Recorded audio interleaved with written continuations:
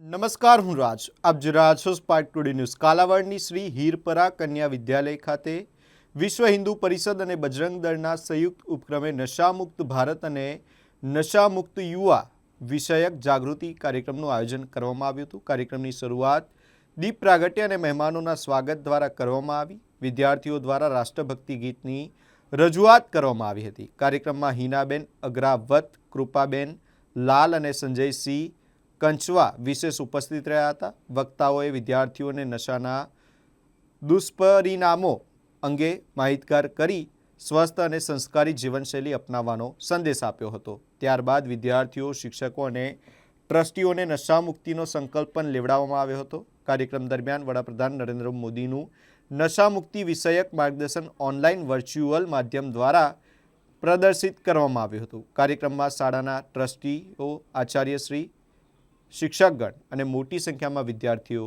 ઉપસ્થિત રહ્યા હતા.